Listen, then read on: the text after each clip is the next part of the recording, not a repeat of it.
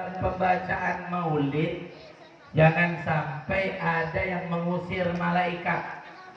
Sebab ada suka orang-orang senang mengusir malaikat. Contohnya apa? Ada pembacaan maulid dia merokok. Ya, ini yang merokok ini mengusir malaikat. Malaikat gak senang. Ada orang yang sedang baca maulid dia merokok, atau dia sibuk mengobrol membicarakan hal-hal yang tidak manfaat. Kita akan mendapatkan keberkahan maulid, hasil maulid, manfaat maulid kalau kita semua khusyuk, hudurul qalb, hadir hati kita dalam pembacaan maulidnya Rasulullah SAW. Mudah-mudahan kita semua mendapatkan keberkahannya. Dan Allah menurunkan rahmat. Bukan hanya itu saja, dalam kitab Al-Wasail disebutkan ma min muslim quri'a fi baitihi maulidin nabi. Tidaklah seorang muslim yang dia membaca maulid Nabi SAW di rumahnya, di tempatnya, illa rafa'ahu Allah anhu, kecuali Allah Subhanahu wa taala mengangkat darinya apa? Musibah-musibah. Yang pertama al-qahta, kekeringan. Insya Allah kalau kita membaca maulid Nabi, kekeringan yang ada di sekeliling kita diangkat oleh Allah, airnya Allah berikan terus.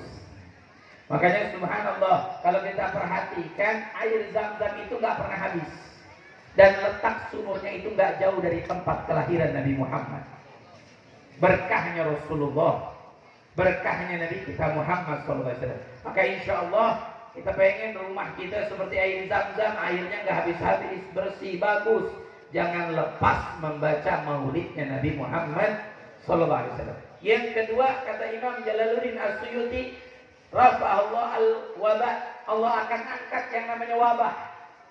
Jadi tidaklah orang membaca maulidnya Rasulullah SAW di suatu tempat, di rumahnya, maka Allah akan angkat yang namanya wabah. Nih corona yang kita khawatirkan, yang kita takutkan, insya Allah berkahnya kita membaca maulid hari ini diangkat oleh Allah.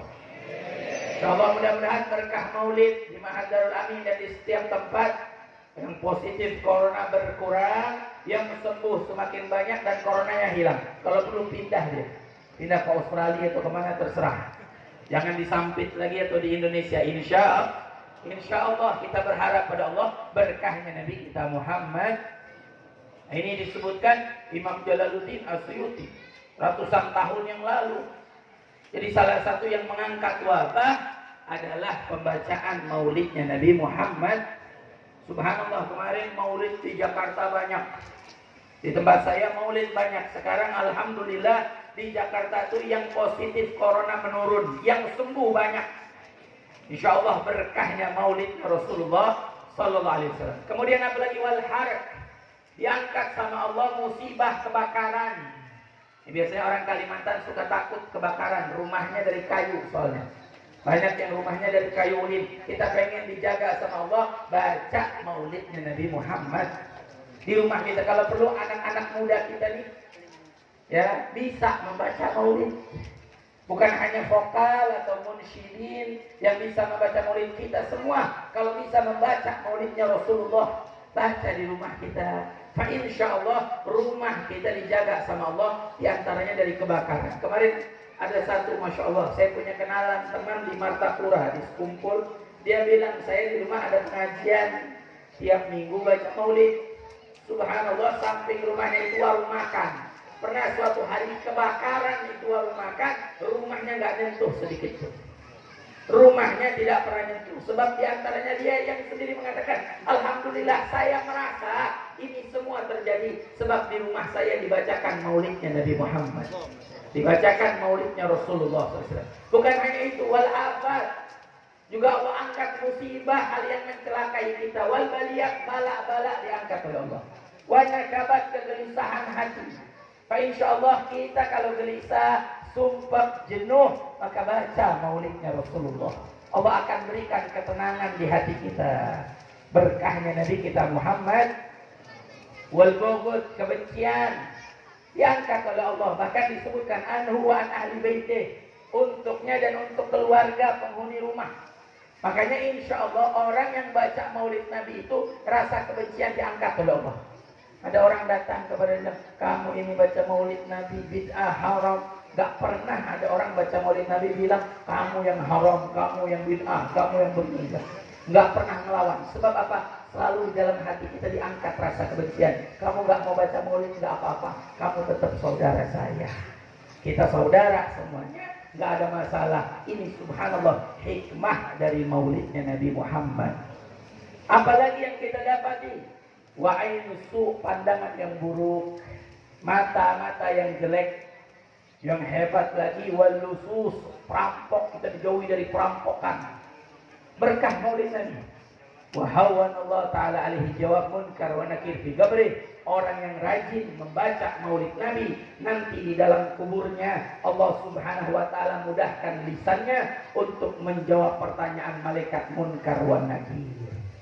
Hikmah dari pembacaan maulid Rasulullah sallallahu alaihi wasallam. Wa fi maq'adil sidq, nanti dikasih kedudukan yang tinggi bersama orang-orang yang mulia, seperti diungkapkan Imam Al-Yafi Al-Yamani.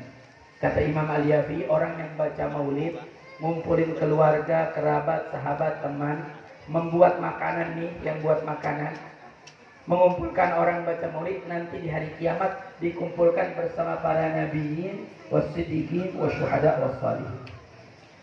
Ini disebutkan oleh Al-Imam Al-Yafi'i Al-Yamani.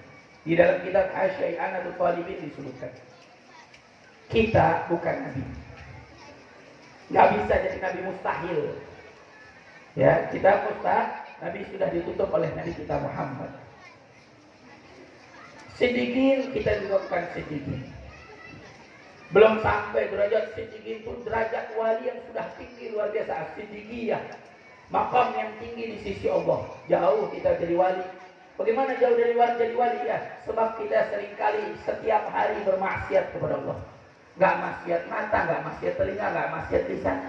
Dari televisi, dari handphone, dari jalan. Bagaimana kita mau jadi wali? Wali murid ya. Kalau walinya Allah belum tentu. Tapi kita cinta dengan mereka para wali Allah. Syuhada kita belum tentu mati syahid.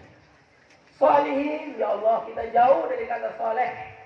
Tapi ada amalan yang kalau kita lakukan, insya Allah kita dikumpulkan bersama para nabiyin, bersama siddiqin, bersama syuhada, bersama solihin. Siapa yang tidak mau? Siapa yang tidak mau mengamalkannya? Apa amalan itu? Inilah memperingati maulidnya Nabi Muhammad. Kita bukan seperti mereka, nggak sampai seperti mereka, tapi paling tidak kita mengamalkan amalan yang bisa menjadikan kita berkumpul bersama mereka. Fa insya Allah kumpulkan kita semua bersama mereka. Amin ya Allah ya Rabbal Alamin. Pesan saya terakhir satu saja, sebab ada guru kita yang akan memberikan nasihat. Ayo istiqomah kita membaca maulidnya Nabi Muhammad. Allah akan mudahkan urusan kita, Allah akan kabulkan hajat kita. Kita di Kalimantan, Masya Allah, hampir setiap masjid, setiap langgar, setiap musola memperingati maulid Nabi. Allah beri keberkahan. Di daerah lain gempa, daerah lain kena musibah, Kalimantan Allah jaga. Mudah-mudahan terus Allah istiqomahkan kita. Rumah-rumah kita bacakan maulidnya Rasulullah Sallallahu Alaihi Wasallam yang insya Allah memberikan keberkahan untuk kita. Ini diistiqomah, ajarkan anak-anak kita untuk bisa membacanya, dan insya Allah kita akan melihat nampaknya keberkahan daripada maulidnya Nabi kita Muhammad Sallallahu Alaihi Wasallam. Yang kedua, pesan saya, biasakan sibukkan kita dengan duduk bersama orang soleh, bersama ulama, mengaji ibadah. Selain kesibukan kita dengan urusan dunia kita. Dan bahkan urusan dunia kita sibukkan dengan kreativitas. Sibukkan dengan aktivitas yang baik. Ini banyak anak-anak muda zaman sekarang banyak disibukkan dengan handphonenya. Setiap hari main gamenya, handphonenya, lihat video-video yang tidak bermanfaat. Ya, mohon maaf, mungkin yang buat itu semua tidak melakukannya sebab tahu membuang-buang waktu, menyia-nyiakannya. Coba kalau anak-anak muda kita punya kreativitas, punya keahlian, apa yang senang motor, dia dengan senang mesin bisa jadi mekanik yang hebat. Senang dengan tumbuhan, biar bisa bertani yang baik. Senang dengan ikan-ikan, biar jadi pemelihara ikan tambak yang baik. Sebab kita tidak tahu kehidupan kita ke depannya. Bukan saya mengajak kita untuk mencari dunia, bukan. Tapi Allah yang suruh wala tansa nasibaka minad dunya. Jangan lupakan bagianmu daripada dunia. Dan kalau kaum muslimin sukses berhasil, Allah berikan rezeki yang melimpah. Nanti saat ada muslim lain yang kesulitan, kita yang bantu. Ada hal-hal yang diperlukan, kita yang mengeluarkannya. Sekarang kalau kita semua sibuk dengan itu, sibuk dengan permainan, sibuk tanpa usaha, akhirnya punya kesulitan. Mohon maaf, kemarin ada orang bicara mau boikot sesuatu dari negara yang menghina Rasulullah SAW.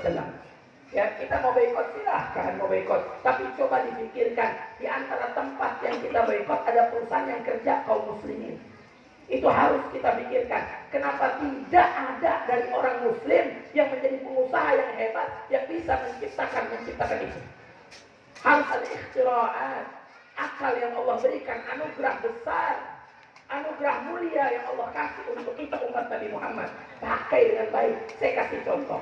Kita ketemu masalah, ada solusi. Kemarin corona, tempat saya sholat Jumat dilarang, masjid ditutup.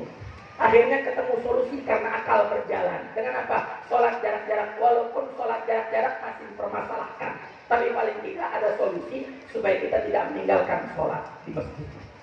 Kedua, contoh lagi akal yang digunakan. Kita disuruh cuci tangan selalu. Setiap kemana-mana cuci tangan. Nanti ada orang bilang iya cuci tangan, tapi kerannya dipegang sama orang banyak. Akhirnya akal digunakan. Sekarang orang nggak pakai pegang lagi, pakai kaki, ada tombolnya tuh. Ini namanya akal sehat berjalan. Mohon maaf kalau akal kita tidak hanya gunakan untuk main game, untuk melihat video, nggak ketemu ilmu seperti ini, nggak ketemu pemahaman seperti ini. Bahkan anak-anak kita sibuk sekarang. Coba kita jadikan negeri kita negeri yang makmur. Pengen baldah thayyibah wa rabbul ghafur. Allah kasih isyarat apa?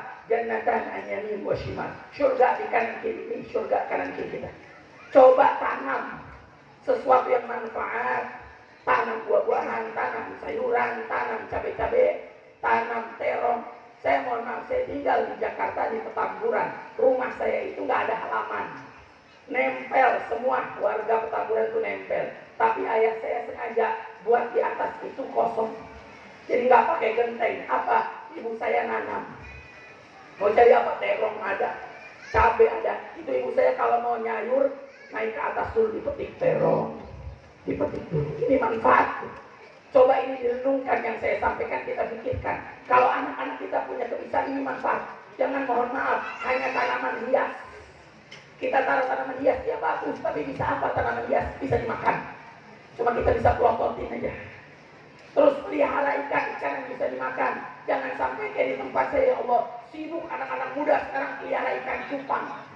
Ikan cupang segini Pak, nggak bisa dimakan. Walaupun harganya mahal, harganya tinggi, coba kita lakukan sesuatu yang manfaat, biar punya kebiasaan. Nabi Adam, Allah jadikan petani yang hebat. Nabi Nuh, pengrajin kayu yang hebat. Nabi Idris, penjahit yang hebat. Nabi kita Muhammad, pedagang yang hebat. Ini semua diberikan keahlian. Maka jadikan anak-anak kita kelak punya keahlian. Insya Allah ke depan hidup akan lebih baik. Jangan hanya kita sibuk mencari kesalahan orang di internet, membicarakan kejelekan orang, lihat video YouTube, ketawa-ketawa itu saja. Bukan artinya kita nggak boleh tertawa, tersenyum, cari hiburan. Tapi ingat, ada hal-hal yang perlu kita lakukan dan insya Allah ini bermanfaat. Terakhir contoh juga seperti anak perempuan kita. Ajarkan memasak. Biar ibunya ajarkan memasak. Memang insya Allah walaupun tidak masak, kalau suaminya cinta nggak masalah.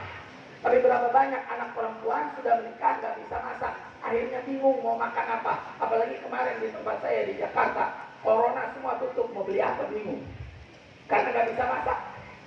Makanya biar bisa punya keahlian minimal, anak perempuan kita itu kalau di dalam rumah dia bisa masak buat orang tuanya, buat suami, buat anak. Kalau ada seorang perempuan punya anak kecil-kecil, suaminya meninggal dunia, nggak punya keahlian, mau cari uang dari mana? Tapi kalau dia bisa masak, minimal dia bisa buka warung makanan. Ini insya Allah membuka pintu keberkahan. Mudah-mudahan bermanfaat untuk kita semuanya. Mohon maaf kalau saya berbicara terlalu lancang, terlalu panjang. Mudah-mudahan bisa kita renungkan dan bisa kita amalkan. Saya mohon maaf khusus kepada guru saya Habib Jamal. Assalamualaikum warahmatullahi wabarakatuh.